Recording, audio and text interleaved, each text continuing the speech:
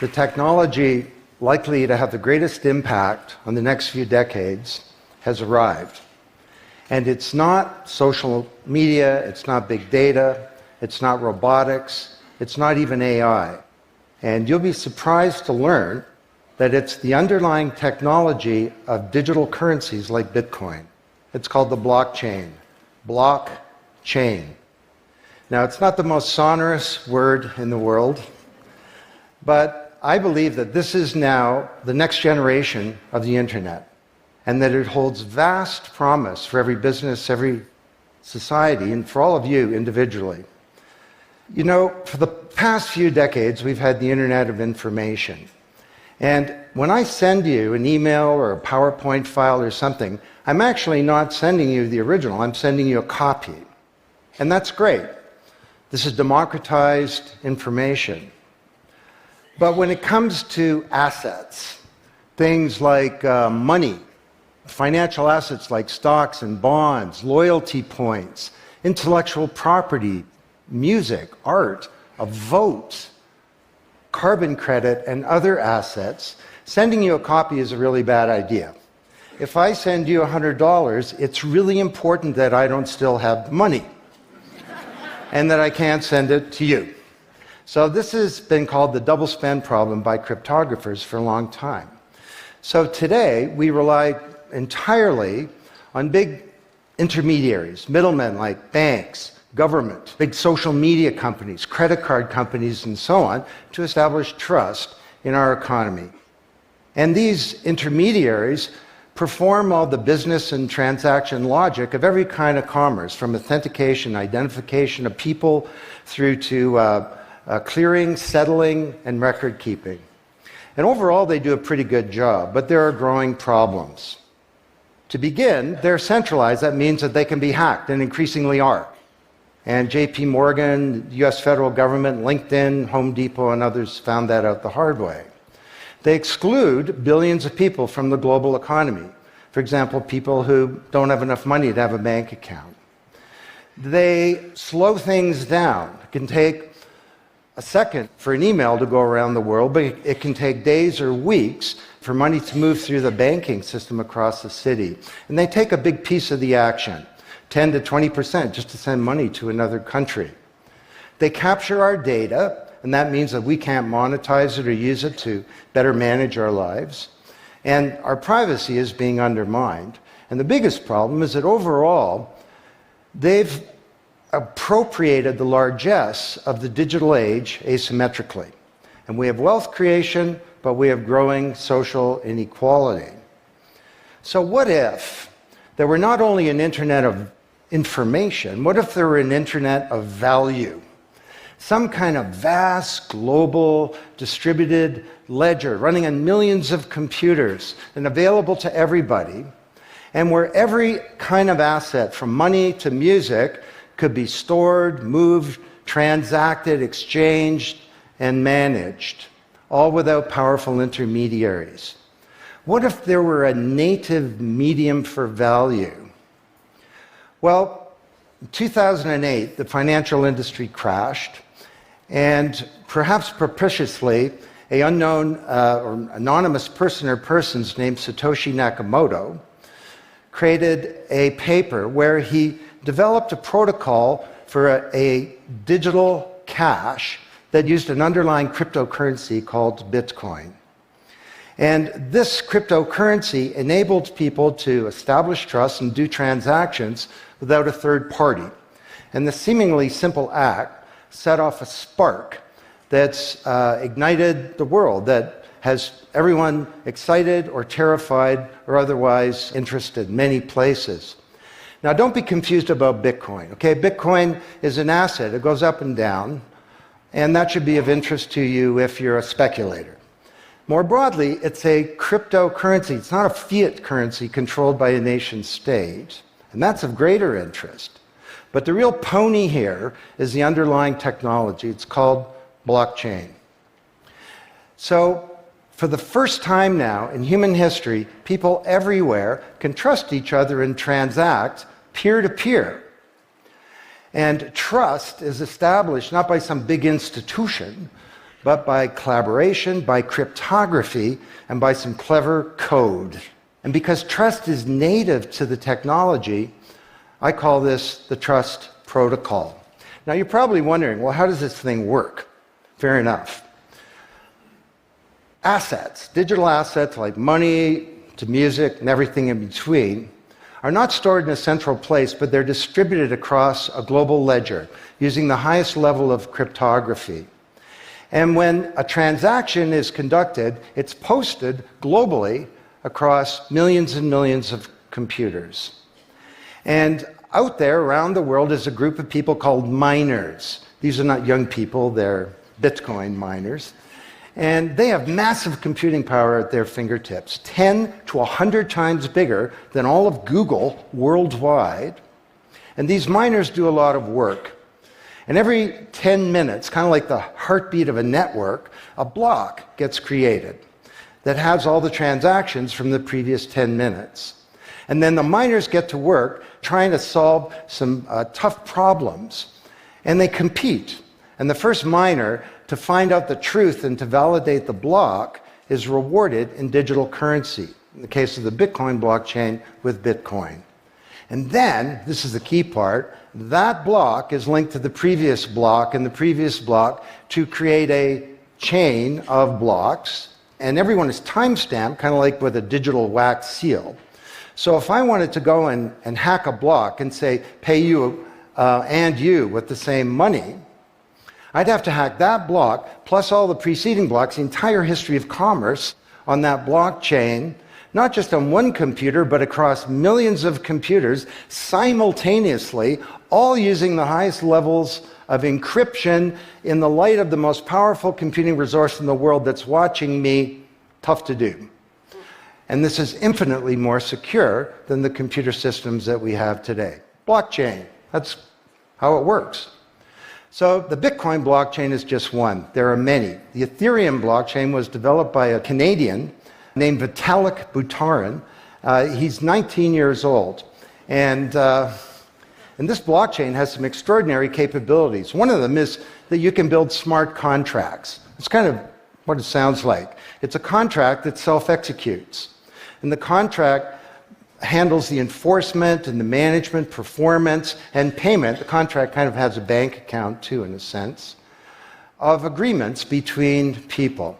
And today, on the Ethereum blockchain, there are projects underway to do everything from create a new replacement for the stock market to create a new model of democracy where politicians are accountable to citizens. So, to understand what a radical change this is going to bring, let's look at one industry, financial services. You recognize this? Rube Goldberg machine. It's a ridiculously complicated machine that does something really simple, like crack an egg or shut a door.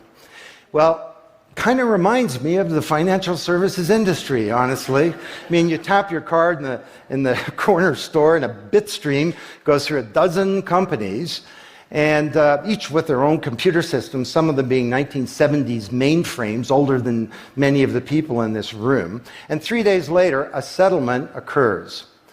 Well, with a blockchain financial industry, there would be no settlement because the payment and the settlement is the same activity. It's just a change in the ledger. So Wall Street and all around the world, the financial industry is in a big upheaval about this, wondering, can we be replaced, or how do we embrace this technology for success? Now, why should you care? Well, let me describe some applications. Prosperity. The first era of the Internet of information, brought us wealth, but not shared prosperity, because social inequality is growing. And this is at the heart of all of the anger and extremism and protectionism and xenophobia and worse that we're seeing growing in the world today. Brexit being the most recent case.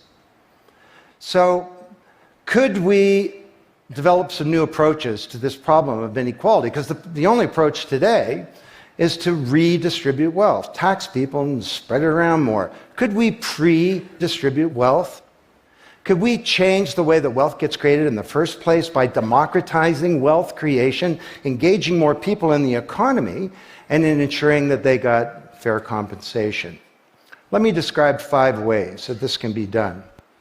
Number 1, did you know that 70% of the people in the world who have land have a tenuous title to it? So you got a little farm in Honduras, some dictator comes to power. He says, I know you got a piece of paper that says you own your farm, but the government computer says my friend owns your farm. This happened on a mass scale in Honduras, and this problem exists everywhere. Hernando de Soto, the great Latin American economist, says this is the number 1 issue in the world in terms of economic mobility, more important than having a bank account. Because if you don't have a valid title to your land, you can't borrow against it, and you can't plan for the future. So today, companies are working with governments to put land titles on a blockchain. And once it's there, this is immutable. You can't hack it. This creates the conditions for prosperity for potentially billions of people.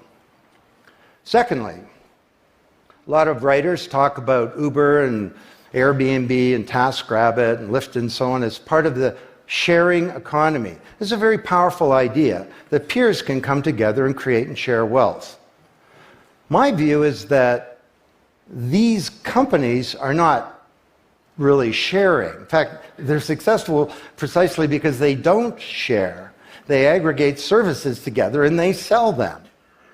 What if rather than Airbnb being a $25 billion corporation, there was a distributed application on a blockchain, we'll call it B-Airbnb, and it was essentially owned by all of the people who have a room to rent. And when someone wants to rent a room, they go onto the blockchain database and all the criteria sift through, help them find the right room, and then the blockchain helps with the contracting, it identifies the party, it handles the payments, just through digital payments are built into the system, and it even handles reputation, because if she rates a room as a 5-star room, that room is there, and it's rated, and it's immutable. So the big sharing economy disruptors in Silicon Valley could be disrupted, and this would be good for prosperity. Number 3, the biggest flow of funds from the developed world to the developing world is not corporate investment, and it's not even foreign aid. It's remittances.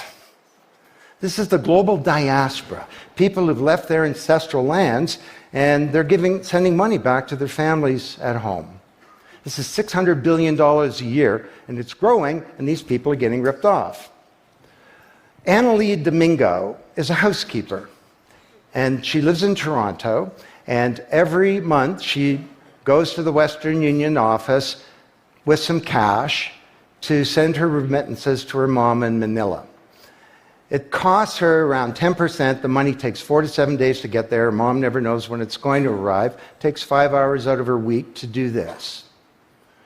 6 months ago, Annalie Domingo used a blockchain application called Abra. And from her mobile device, she said $300 went directly to her mom's mobile device without going through an intermediary.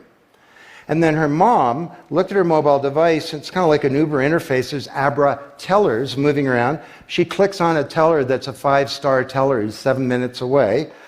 The guy shows up at the door, gives her Filipino pesos. She puts them in her wallet. The whole thing took minutes, and it cost her 2%.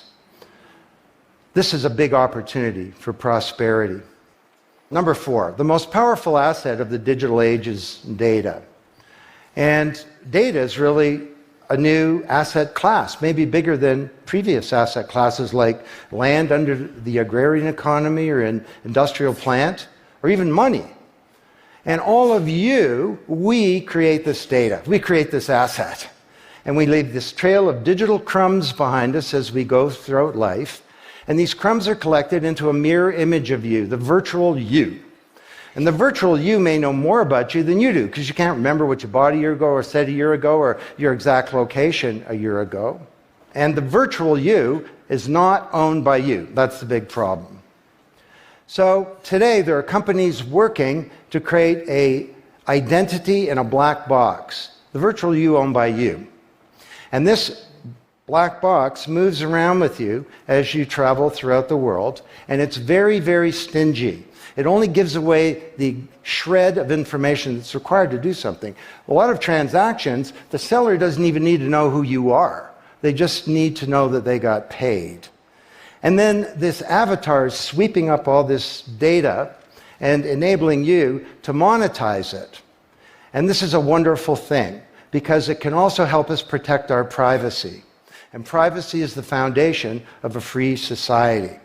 Let's get this asset that we create back under our control, where we can own our own identity and manage it responsibly. Finally,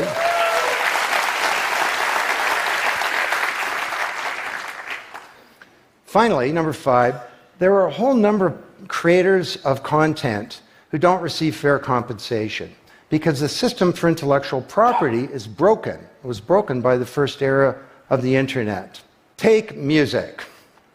Musicians are left with crumbs at the end of the whole food chain. You know, if you're a songwriter, 25 years ago you wrote a hit song, it got 1 million singles, you could get royalties of around $45,000. Today you're a songwriter, you write a hit song, it gets 1 million streams, you don't get $45K, you get $36.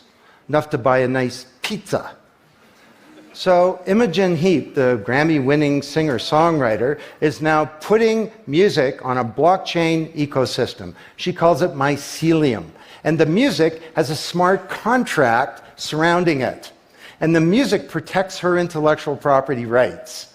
You want to listen to the song, it's free, or maybe it's a few microcents flow into a digital account. You want to put the song in your movie, that's different, and the IP rights are all specified. You want to make a ringtone, that's different. She describes that the song becomes a business. It's out there on this platform, marketing itself, protecting the rights of the author, and because the song has a payment system, in a sense, a bank account, all the money flows back to the artist, and they control the industry rather than these powerful intermediaries. Now, this is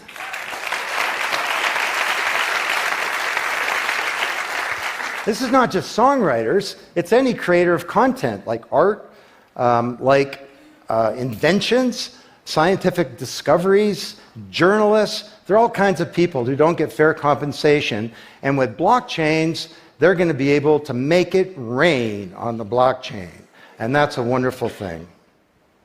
So, these are 5 opportunities out of a dozen to solve one problem, prosperity, which is one of countless problems that blockchains are applicable to.